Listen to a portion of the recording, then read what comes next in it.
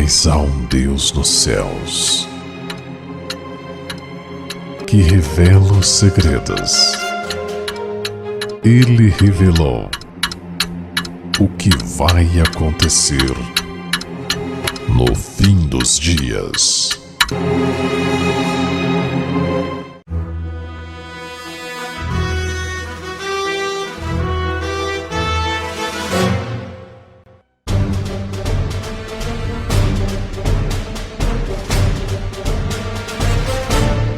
Pérolas escondidas, aprendendo a orar.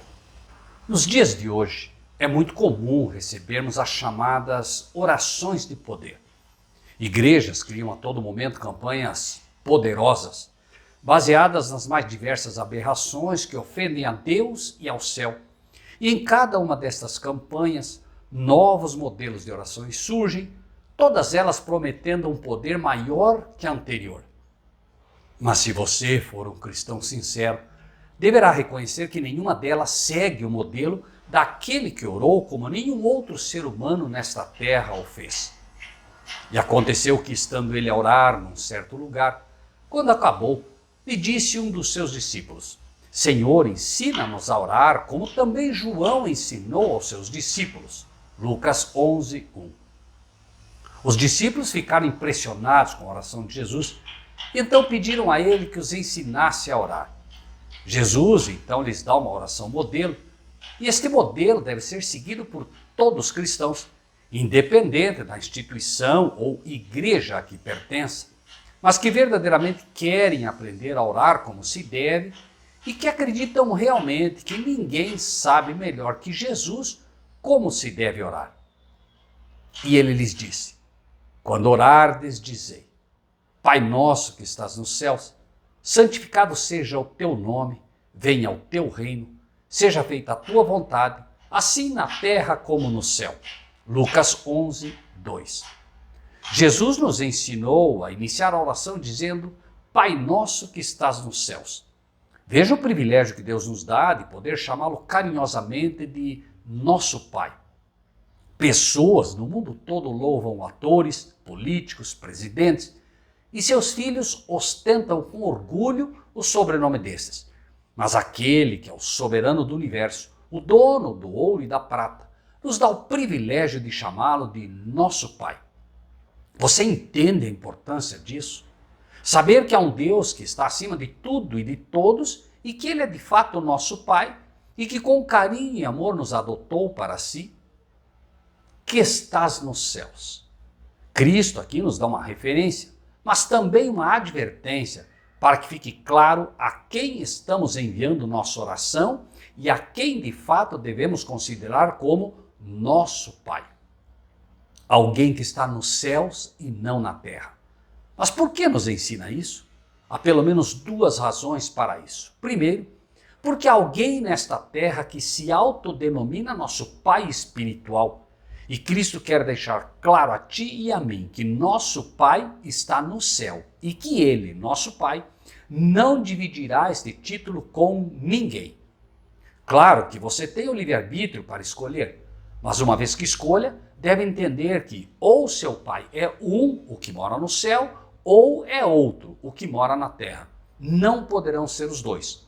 Diz o texto: e a ninguém na terra chameis vosso Pai, porque um só é o vosso Pai, o qual está nos céus. Mateus 23:9. O termo Papa quer dizer Pai. E claramente o papado e os papas denominam-se os pais espirituais dos cristãos nesta terra. Mas entenda que Cristo condenou de forma clara esta pretensão papal, pois este é um título que pertence somente ao nosso Deus. Mas então surge a dúvida: mas e quanto ao nosso Pai terreno, aquele que nos gerou?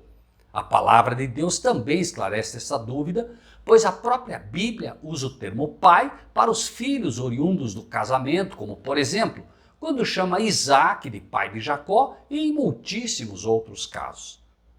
Porque Deus é espírito e é necessário que os que o adorem em espírito e em verdade. João 4:24. Ou seja, Deus é um ser espiritual e, como tal, é nosso Pai espiritual. E mesmo nós, que somos seus filhos, espirituais, não carnais, necessitamos adorá-lo em espírito como seres espirituais. Somos filhos, portanto, espirituais também e não carnais. Vemos então que não está falando aqui do nosso pai carnal, terreno. A oração que Cristo ensinou traz também um outro princípio que deve reger todo verdadeiro cristão. Este início de oração tem tudo a ver com o primeiro mandamento que afirma categoricamente: não terás outros deuses diante de mim. Êxodo 23. Da mesma forma que a oração apresenta claramente a quem unicamente devemos chamar de nosso Pai, advertindo também que nenhum outro seja assim considerado, também o mandamento faz o mesmo, mostrando que não podemos ter um outro Deus além daquele que é o nosso Pai que está nos céus. Note ainda como isso é mais uma vez reiterado de forma simples e direta. Todavia, para nós há um só Deus, o Pai, de quem é tudo e para quem nós vivemos. 1 Coríntios 8:6. Para nós, ou seja, para todos os que, como Paulo, querem de fato adorar e servir ao verdadeiro Deus, deve ficar claro que há somente um Deus que não divide este título com ninguém terreno e deixa claro ainda que ele e não outro é o Pai espiritual de todos os que cremos ser espirituais. Santificado seja o seu nome. É comum ouvirmos a todo momento pessoas falando em Deus e de Deus, mas sem que tenham ideia da santidade deste nome. Muito se ouve, por exemplo, o termo Deus me livre, de forma leviana, simplesmente por falar. Muitos usam o termo Deus como sendo um título para vários tipos de divindade. O próprio dicionário faz isso, apresentando Deus como um conceito e não como um ser único. O nome na Bíblia apresenta uma ligação muito clara com o caráter daquele que o leva. Assim, santificar o nome de Deus é ter reverência, é ter temor, é ter respeito, mas é ter de forma clara na mente que ele não pode ser santificado sem que se entenda o caráter deste Deus. E este caráter está expresso em sua lei. Assim como a lei de Deus é santa, e o mandamento santo, justo e bom, conforme está escrito, assim também Deus é santo, justo e bom. Então, santificar o seu nome é santificar e obedecer a sua lei que manifesta o seu caráter, pois a oração tem seu princípio na obediência, assim como Cristo era obediente em tudo. Muitos ainda defendem a questão do nome original, Yahvé, sem transliteração, como sendo aqui ensinado que deva ser sempre usado somente assim. Porém, ainda que se entenda que este seja de fato o nome e que pode e deve ser usado, não é proibitivo o termo Deus. E na oração, Jesus deixou claro que devemos chamá-lo Pai, como um privilégio. Ainda que, claro, repitamos que o nome original pode e deve ser usado, assim como pode e deve ser usado o termo Deus, e assim como pode e deve ser usado o termo Pai. Considere também ainda com atenção o termo santificado ou santo. Como dito anteriormente, do mandamento é dito que é santo, justo e bom. O termo santo significa separado para Deus. Enquanto a palavra de Deus determina que o nome ou caráter de Deus expresso em sua lei sendo santo deve ser santificado, sendo assim considerado, há aqueles que imaginam que Deus deva ser representado por imagens ou estátuas chamadas santas. Essas pessoas não entendem como um pedaço de gesso, pau, pedra ou qualquer matéria inanimada desvirtua o caráter de Deus. Deus não pode e não quer ser representado por nenhum tipo de imagem desta natureza, pois além dessas dependerem completamente da mão do homem, tanto para a confecção como para movimentarem-se, por exemplo, como se Deus dependesse em qualquer aspecto ou em algo do homem, nenhuma delas pode representar, no mínimo que seja, a glória, bondade e luz de um Deus santo. Pelo contrário, elas desvirtuam a Deus, fazendo-o parecer como um ser humano limitado, ou pior, em casos de outras religiões, como verdadeiros animais.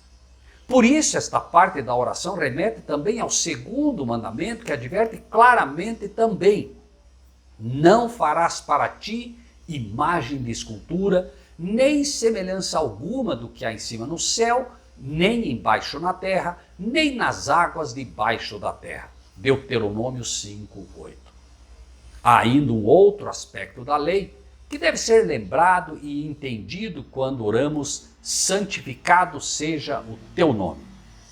Não tomarás o nome do Senhor teu Deus em vão, porque o Senhor não terá por inocente o que tomar o seu nome em vão. Êxodo 20:7. O mandamento aqui relacionado ao terceiro mandamento é claro demais para ser desconsiderado.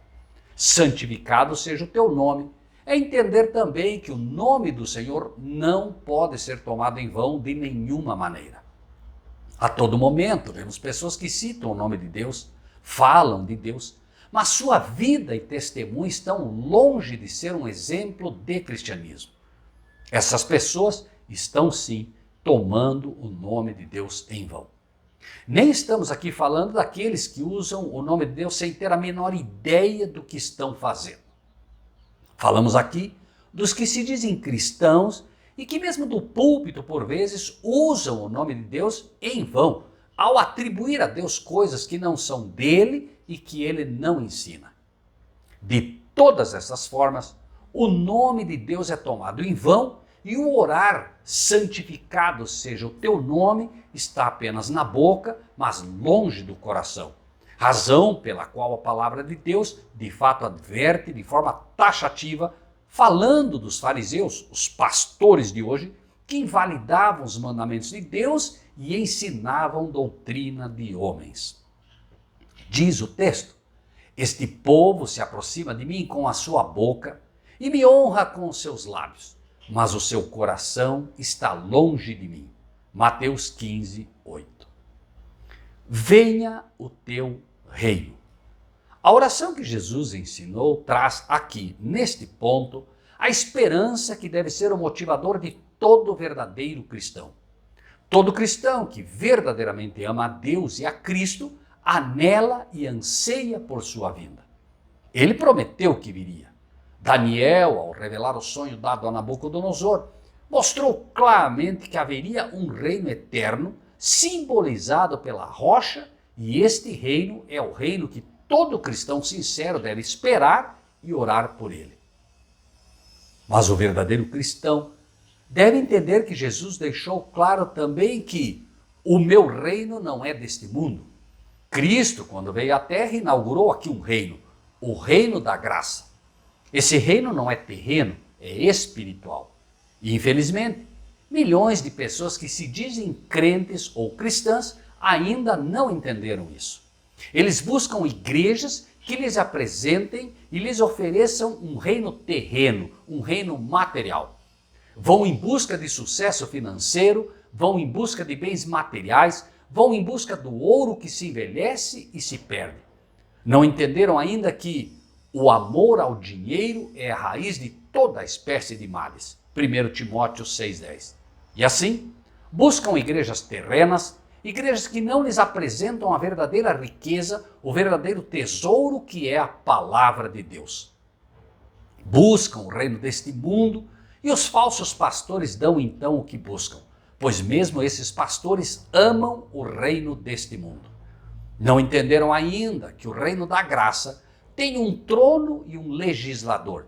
E esse legislador tem leis pelas quais seu reino se estabelece, que são os seus mandamentos. Querem viver no reino e receber os privilégios que o reino oferece, mas não querem os deveres que o reino impõe. Gritam: graça, graça, graça, e fora com a lei, como se o soberano do universo e seu filho estabelecessem um reino sem leis. Esquecem que Cristo, ao estabelecer seu reino nesta terra, deixou claro que não cuideis que vim destruir a lei ou os profetas. Não vim abrogar, mas cumprir. Mateus 5,17. Querem a Cristo como seu Salvador, mas querem que Ele os salve em seus pecados e não de seus pecados. Querem a Cristo como Salvador, mas não o aceitam como exemplo. e menos ainda como Senhor de suas vidas, pois ele deixou claro que eu tenho guardado os mandamentos de meu Pai e permaneço no seu amor. João 15:10. Não entendem ainda que para poder viver no reino da glória que o Pai um dia estabelecerá, é preciso que primeiro se saiba aceitar e viver no reino da graça, que deve ser já um pedacinho do céu aqui no coração de todo verdadeiro cristão. Por isso Jesus prometeu que o reino de Deus está dentro de vós. E complementa ainda com a promessa: esta é a aliança que farei com eles depois daqueles dias, diz o Senhor. Porei as minhas leis em seus corações e as escreverei em seus entendimentos. Hebreus 10:16. É preciso que você entenda que ao orar, venha o teu reino, você deve estar ciente de que está pedindo que este reino esteja primeiramente em seu coração e que este reino tem leis pelas quais o soberano do universo legisla, e essas leis, assim como o reino, ele quer escrever no seu coração. Se você não aceita as leis de Deus, de fato não aceita e não aceitou o reino da graça ainda, que é regido por essas leis. E se não consegue ver o reino da graça e aceitá-lo como ele de fato é, dificilmente conseguirá entrar no reino da glória, assim como Jesus disse a Nicodemos. Jesus respondeu e disse-lhe: na verdade te digo, que aquele que não nascer de novo não pode ver o reino de Deus. E complementa ainda com: aquele que não nascer da água do Espírito não pode entrar no reino de Deus.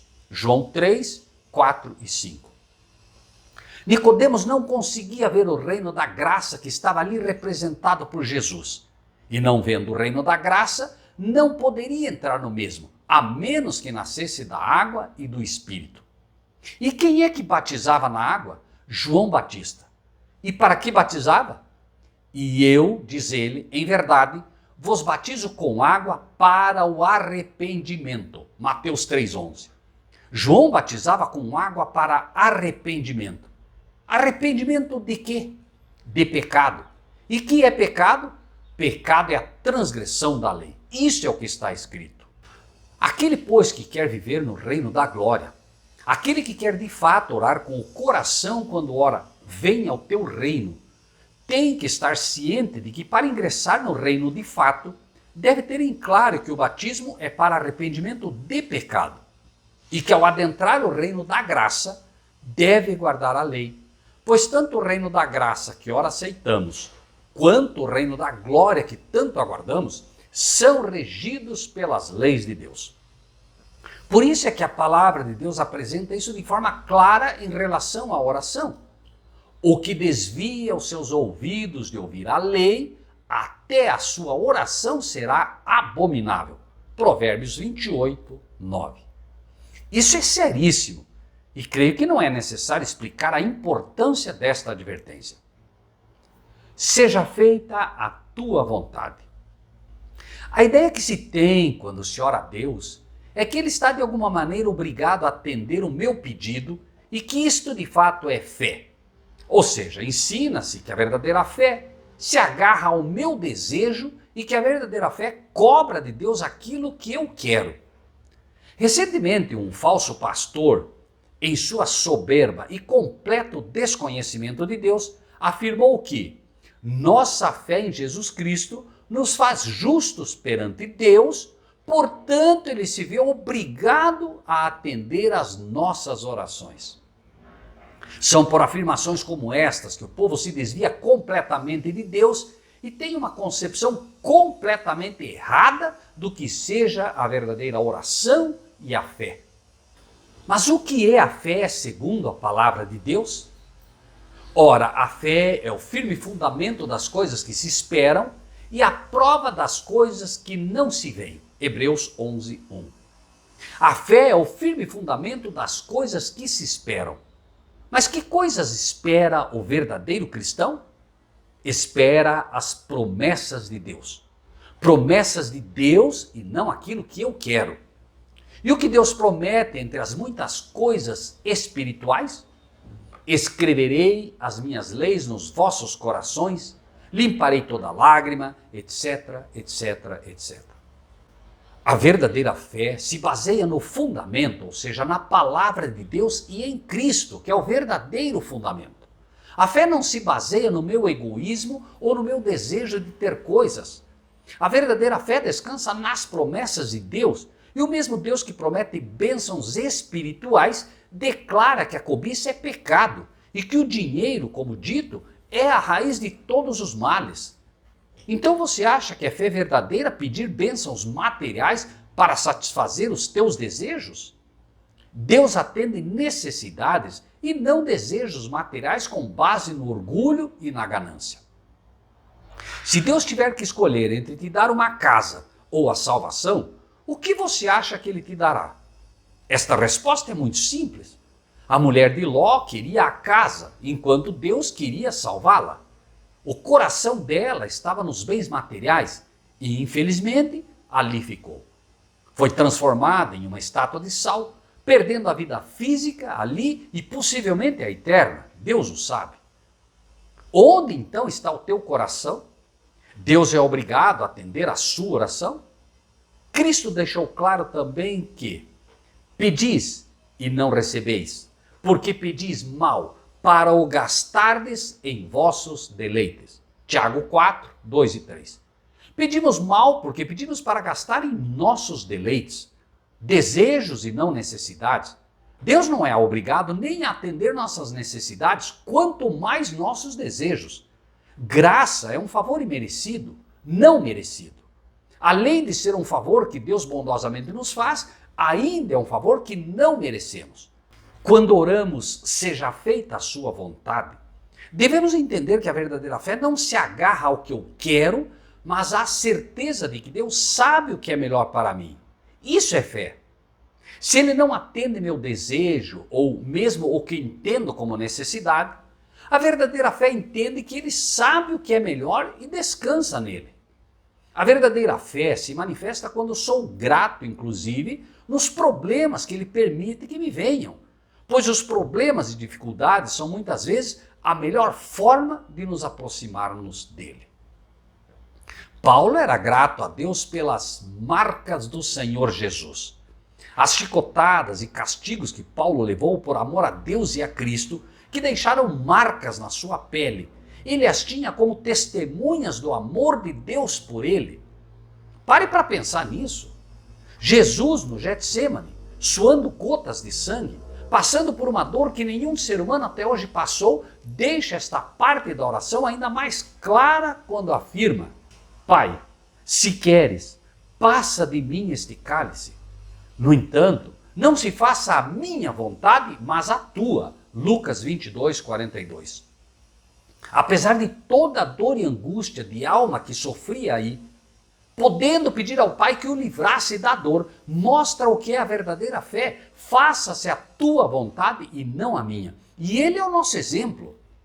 Assim, a verdadeira oração tem base na genuína fé e não se apega ao que eu quero, mas à certeza e o desejo sincero no coração de que a vontade de Deus se estabeleça e não a minha. O verdadeiro cristão ora, não preocupado apenas com o seu bem-estar, não pensando no que Deus pode fazer por ele, mas em que ele, o cristão, pode fazer por Deus, ou dizer, o que ele pode fazer pelo Evangelho para que a vontade de Deus se estabeleça. E finalmente, qual é a vontade de Deus em relação ao verdadeiro cristão? O próprio Deus responde novamente, porque esta é a vontade de Deus, a vossa santificação. 1 Tessalonicenses 4, 3. Qual é então a vontade de Deus? A vossa santificação. Veja aqui novamente os mandamentos em linha com a oração. Deus quer nos santificar, e para nos santificar, Ele tem seus instrumentos. E um desses instrumentos é a sua lei, que é santa, justa e boa.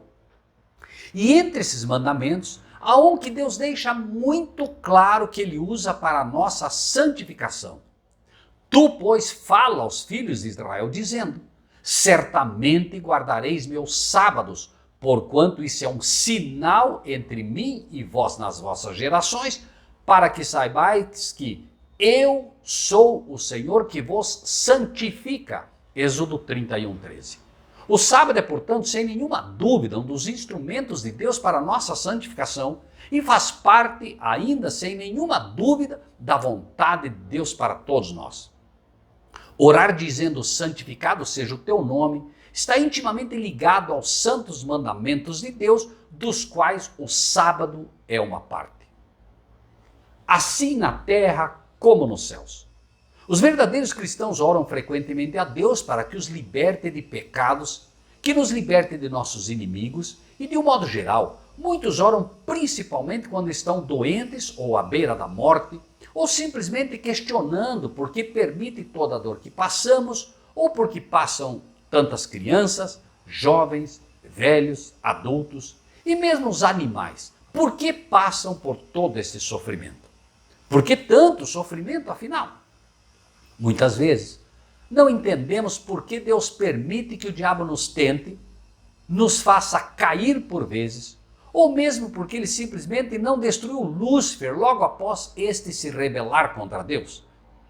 Nós esquecemos que a vontade de Deus deve prevalecer na terra assim como nos céus. Oramos assim na terra como nos céus. Mas não temos ideia do que isso significa.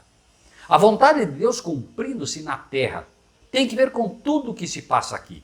E muitas vezes o que acontece aqui é para que as pessoas à nossa volta possam ver através do nosso sofrimento, por vezes que, ainda que como Jó, tudo nos seja tirado, mesmo assim mantemos a fé em Deus, estamos de fato testemunhando que aceitamos que a vontade dele seja feita, assim na terra como nos céus.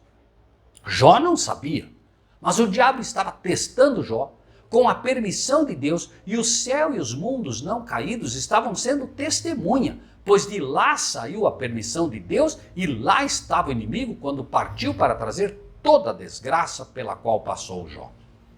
Deus estava dando a Jó a oportunidade de testificar que de fato ele aceitava a vontade de Deus e que esta vontade se fizesse tanto na terra quanto no céu, para testemunha a todos esses que de fato a verdadeira fé descansa e confia em Deus, mesmo quando tudo parece desmoronar. Assim, orar a Deus para que a vontade dele se cumpra nos céus e na terra, é entender que nossa luta não é contra a carne e o sangue, mas contra os principados e potestades nas regiões celestiais, pois foi ali que Satanás foi e de onde partiu para tentar Jó a amaldiçoar a Deus.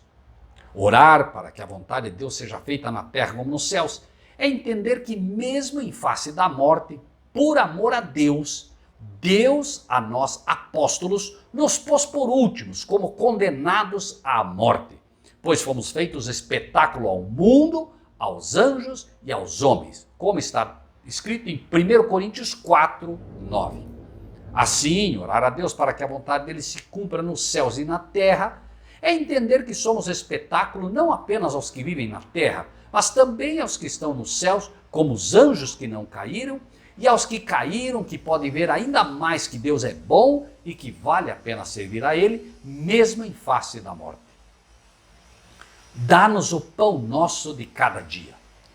Quando olhamos ao passado e vemos aquele povo que Deus tirou do Egito, que constantemente reclamava com Moisés pela falta de comida ou pela falta de água, apontamos o dedo àquele povo por reclamar demais e nos achamos melhores do que eles, pois nós não adoramos um bezerro e não ficamos reclamando o tempo todo por falta de comida. Esquecemos que enquanto eles lá estavam, de fato não tinham nada de comida estocada, nem para o dia seguinte e tampouco água.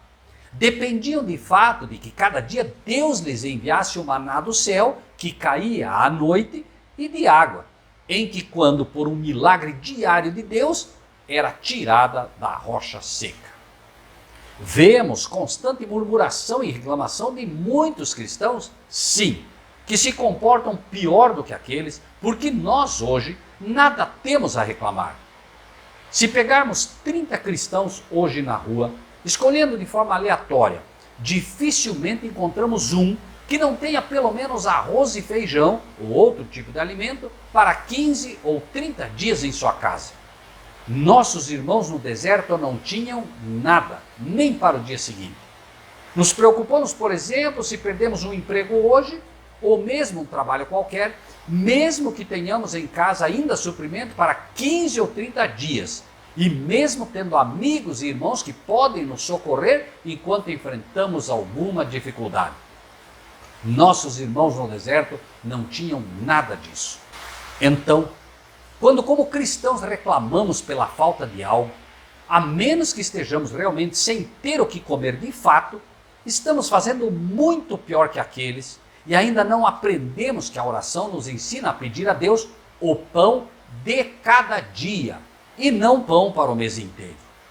Orar pelo alimento de cada dia é de fato entender que basta a cada dia o seu mal e que Deus está tentando nos fazer entender que temos que aprender a ser dependentes dele dia a dia mesmo. Mas o orar para que Deus nos dê o pão nosso de cada dia traz ainda uma lição maior e esta sim tem sido perdida de vista pela esmagadora maioria daqueles que se dizem cristãos ou crentes. Que pão você acha que o verdadeiro cristão deve pedir para receber a cada dia? Jesus deixa claro isso em várias passagens, mas uma só basta para entendermos como verdadeiramente não sabemos orar como convém. Trabalhai, diz a Bíblia, não pela comida que perece, mas pela comida que permanece para a vida eterna, o qual o Filho do Homem vos dará, porque a este o Pai, Deus, o selou. João 6, 27. Orar pelo pão de cada dia, orar tendo no coração o desejo claro de receber e buscar a cada dia a palavra de Deus e buscar a Cristo, que é também o pão da vida. Assim como nos alimentamos todo dia, e possivelmente 3 vezes ao dia, na grande maioria, 3 vezes ao dia é o ideal para que nos alimentemos do pão da vida. Mas certamente uns poucos todo dia buscam o pão espiritual. E menos ainda, muito menos, aqueles que se alimentam 3 vezes ao dia. Vejamos o exemplo de Daniel, um profeta para os nossos dias. Daniel, pois, quando soube que o edito estava assinado, entrou em sua casa, ora havia no seu quarto janelas abertas do lado de Jerusalém, e 3 vezes no dia se punha de joelhos e orava e dava graças diante do seu Deus, como também antes costumava fazer. Daniel 6, 10. Assim, buscar o pão nosso de cada dia é de fato confiar nas promessas de Deus, mas é também ter o coração voltado à sua palavra e buscá-la de todo o coração, entendendo também que onde estiver o seu tesouro, aí estará o seu coração. Pois mais importante que o alimento físico é certamente o espiritual. Perdoa-nos os nossos pecados. Orar pedindo perdão pelos nossos pecados é uma tarefa diária e necessária. Aqueles a quem ofendemos, aqueles a quem tratamos mal, uma palavra rude a alguém, um comentário maldoso sobre alguém, um prejuízo a alguém, ainda que não intencional. Em tudo isso e sobre tudo isso, devemos pedir a Deus diariamente perdão. Mas há também aqui, como em toda a palavra de Deus, algo mais profundo que apenas isso. Para que o perdoa aos nossos pecados possa ter verdadeiramente um efeito sanador e santificador, e ainda para que o perdão seja o mais completo possível, mesmo que Deus não considere o tempo da ignorância, é necessário que eu saiba o que é pecado. Entenda-se aqui que o pecado é como o espinho que nos machuca, ainda que não sintamos toda a dor que ele traz, mas é preciso que nos libertemos deles o quanto antes, melhor.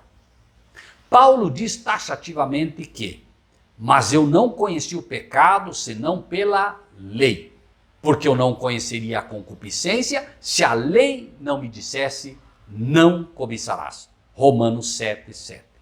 Paulo, ainda que se reconhecesse um pecador, como todo cristão que se converte, confessa que é, não entendia ainda quão pecador era. Foi somente quando entendeu a validade da lei, a importância dela para o cristão e a profundidade desta lei, que ele entendeu que era cobiçoso. Foi a lei que mostrou a Paulo que a cobiça é pecado, e é a lei que mostra a todos nós o que é pecado, para que possamos verdadeiramente, vendo o que é pecado, poder pedir com sabedoria a Deus que nos perdoe os nossos pecados. Aquele que não reconhece que a lei está em vigor, não sabe o que é pecado, pois julga o que é pecado pelo que acha que é e não pelo que a lei diz que é. O crente que se acha bom, o crente que se acha reto, o crente que se acha direito, só o faz porque não conhece verdadeiramente a lei. Se a conhecesse, jamais se acharia uma pessoa boa. Como Paulo, confessaria sempre ser o maior dos pecadores, pois quanto mais nos aproximamos de Cristo e quanto mais contemplamos a sua lei, mais vemos o nosso pecado e o quanto precisamos do seu perdão.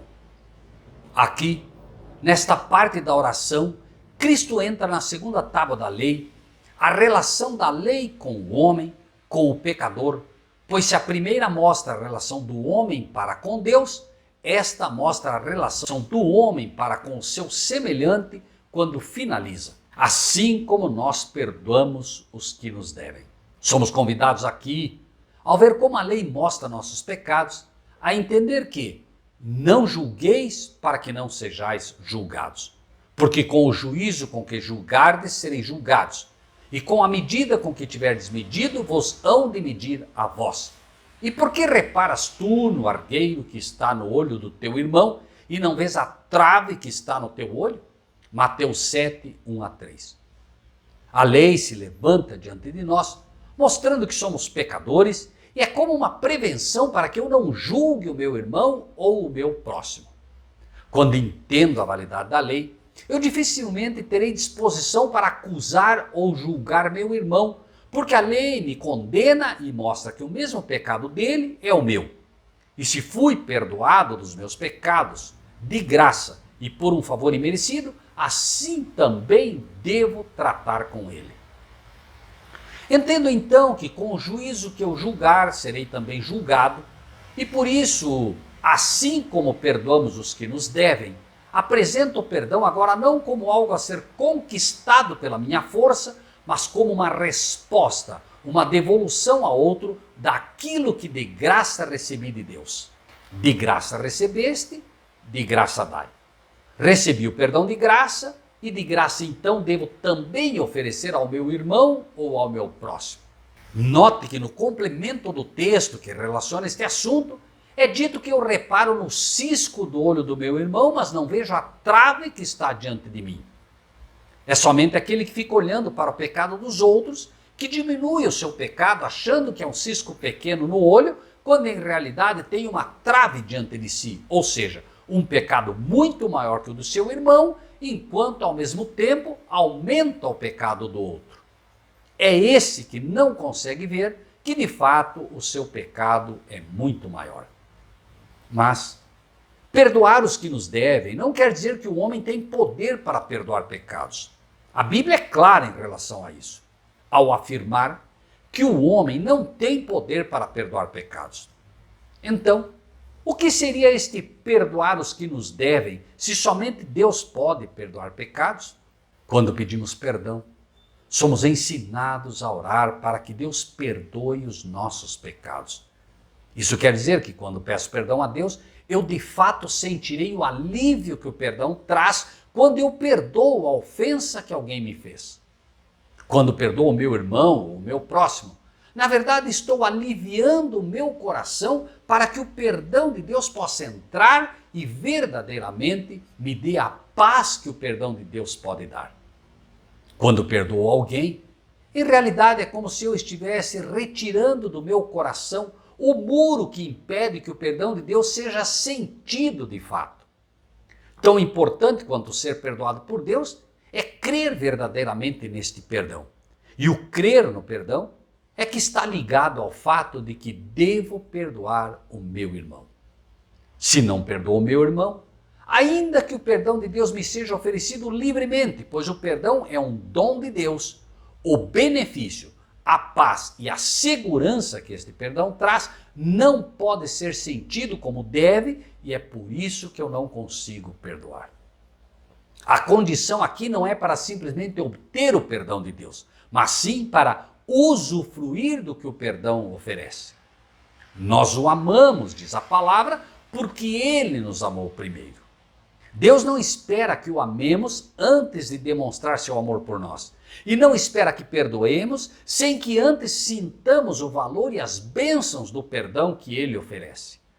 Assim, o perdão nos é dado para que, sentindo a alegria e paz que este perdão oferece, também nós nos sintamos compelidos a perdoar como resultado do que nos foi dado e não para alcançar o que nos é prometido. Não nos deixe cair em tentação, mas livra-nos do mal. Algumas versões trazem esse texto como não nos conduz à tentação. Mas a palavra de Deus esclarece que Deus não pode ser tentado e a ninguém tenta. Então, esse texto deve ser entendido desta forma: não nos deixe cair em tentação. Deus permite que o diabo nos tente, mas também nos assegura a vitória. Nos ensina que resisti ao diabo e ele fugirá de vós. Nossa oração então não deve ser de que ele não permita que o diabo nos tente, mas sim que ele não nos deixe cair. Enquanto estivermos nesta terra, devemos estar sempre conscientes de que seremos constantemente tentados, pois este é o trabalho do inimigo. É por isso que somos convidados constantemente a vigiar e a orar. Jesus foi tentado pelo diabo e no deserto da tentação, quando atacado pelo diabo, mostrou onde está o segredo para a vitória. A cada ataque do inimigo, sua resposta foi: está escrito. Assim, para resistirmos ao ataque do inimigo e às suas tentações, precisamos primeiramente, como fez Cristo, confiar firmemente em Deus, mas também aprender a fazer uso dos instrumentos que nos deu para vencer. A tentação do inimigo estará sempre no sentido de nos fazer pecar, pois sabe que o pecado nos separa de Deus, mas como vimos anteriormente, o pecado é a transgressão da lei. Então, novamente a palavra de Deus na oração mostra sua íntima ligação com a lei e nos convida a entender o que é pecado meditando na lei. Veja que belíssima relação também aqui que a palavra de Deus nos apresenta. Com todo o meu coração te busquei. Não me deixes desviar dos teus mandamentos. Escondi a tua palavra no meu coração para eu não pecar contra ti. Salmo 119, 10 e 11. Aqui Davi mostra a relação que ele próprio, mas acima de tudo Jesus, tinha com a lei. Dizia: não me deixes desviar dos teus mandamentos, e escondia estas palavras no coração para não pecar contra Deus. Davi, novamente falando de Jesus, deixou isso ainda mais claro ao afirmar: ó, quanto amo a tua lei, é a minha meditação em todo o dia. Salmo 119, 96 e 97. Jesus, ao ser tentado para vencer o pecado, citou a palavra de Deus, mostrando que temos que ter sempre clara em nossa mente a palavra de Deus e o que ela ensina, pois na palavra de Deus há poder. Assim, orar pedindo a Deus que não nos deixe cair em tentação e nos livre do mal, requer o entendimento de que somente Ele pode de fato nos fazer vencer, mas requer também que entendamos que devemos usar todas as armas que nos deu para vencer. E entre essas armas está a sua palavra, das quais a lei é certamente a mais importante. Complementando a forma de orar, Jesus também afirmou: na verdade vos digo que tudo quanto pedirdes a meu Pai em meu nome, Ele vô-lo-á de dar. João 16, 23. Toda oração deve ser feita em nome de Jesus. E o que isso significa? Basta então que ao finalizar uma oração, eu sempre a finalize citando as palavras em nome de Jesus? Significa que, sendo um fiel dizimista, alguém que sempre dá ofertas à igreja e aos pobres, que procura sempre ajudar os outros, que de fato é um bom cristão, eu então posso orar em nome de Jesus? É isso? Não, não é isso. E sim, é importante que se deixe claro nas palavras que a oração é feita sempre em nome de Jesus. Mas pedir em nome de Jesus significa mais que simplesmente finalizar a oração citando que a mesma é feita em nome de Jesus. Orar em nome de Jesus significa que reconheço sempre que não tenho méritos, qualidades ou obras que me recomendem a Deus. Orar em nome de Jesus é reconhecer que todas as obras que faço não me recomendam a Deus de tal maneira que Ele possa receber minhas orações. Orar em nome de Jesus é reconhecer que essas obras são simplesmente as obras dele, por seu Espírito em mim e que, portanto, todo o mérito de qualquer obra boa é dele. Significa que aceito aquele sacrifício feito na cruz por mim e que é por este sacrifício, porque ele demonstrou nesta terra o caráter perfeito do Pai, é que posso, apresentando sua perfeição, suas obras perfeitas, seu sacrifício perfeito, enviar minhas petições ao céu, sabendo que ele, Cristo, as apresentará ao nosso Pai, misturada com seu incenso, sua perfeição, seu sacrifício, para que possa chegar ao Pai de tal maneira que seja aceita. Que farei, pois? Orarei com o Espírito, mas também orarei com o entendimento. Cantarei com o Espírito, mas também cantarei com o entendimento. 1 Coríntios 14:5. Orar com um coração que reconhece ser pecador, que reconhece sua necessidade de um Salvador, com um coração realmente voltado a Deus, é orar em Espírito. E é premissa básica para a oração, mas não é tudo. Paulo atesta aqui que orava em espírito, mas também orava com o entendimento. Orar com o entendimento é orar não apenas de forma sincera e com desejo de ser realmente atendido, mas orar como Deus quer que se ore, com entendimento. Orações em forma de gritaria, todos juntos e ao mesmo tempo, não é orar com entendimento. Orar de forma como se ora com o chamado hoje dom de línguas, onde ninguém entende o que se está orando, não é orar com entendimento. Orar caindo no chão, rodopiando, pulando, não é orar com entendimento. Orar com entendimento é orar como Jesus orava. E apartou-se dele cerca de um tiro de pedra, e pondo-se de joelhos, orava. Lucas 22:41. É verdade que não é necessário para orar que se seja sempre de joelhos, mas sempre que possível, esta é a posição ideal. De joelhos é quando o homem fica grande diante de Deus. E voltando para os seus discípulos, achou-os adormecidos e disse a Pedro: então, nem uma hora pudeste orar comigo. Mateus 26:40. Embora a oração, quando em público ou em culto familiar e na igreja, deva ser curta e ao ponto, necessitamos de estar pelo menos uma hora por dia orando. Jesus mostrou isso de forma clara também. Vivemos períodos difíceis e a parábola das 10 virgens mostra claramente que todas estavam dormindo, assim como dormiam os discípulos nas horas mais difíceis do ministério de Cristo. Cristo está no Getsêmani suando gotas de sangue e está sofrendo o afastamento de seu Pai porque ele devia pisar o lagar sozinho. E neste momento tenebroso, dolorido, em que a sorte do ser humano dependia da vitória de Cristo ali, os discípulos dormiam. Jesus orava noites inteiras e por isso pode, com razão, naquelas horas difíceis e hoje, chamar a atenção dos seus discípulos quando lhe diz que nem uma hora pudestes orar comigo? E de nós? O que seria dito nesses tempos em que o diabo desceu a vós com grande poder? Que diria Cristo a você no dia de hoje? Nem 1 minuto, 5, 10, nem 30 minutos pudestes orar comigo? E orando, não useis de vãs repetições como os gentios que pensam que por muito falarem serão ouvidos. Mateus 6:7. Não falaremos aqui somente dos que pensam que se deve orar usando de vãs repetições e assim ensinam aos homens. Na confissão católica ensina-se a orar um Pai Nosso e 10 Ave Marias. Repetições. Não só as vãs repetições são aqui ensinadas, pois que certamente está se enviando a oração à pessoa errada, visto que Maria não pode perdoar pecados ou atender orações, mas ainda nosso Pai é colocado em segundo plano e 10 vezes menos.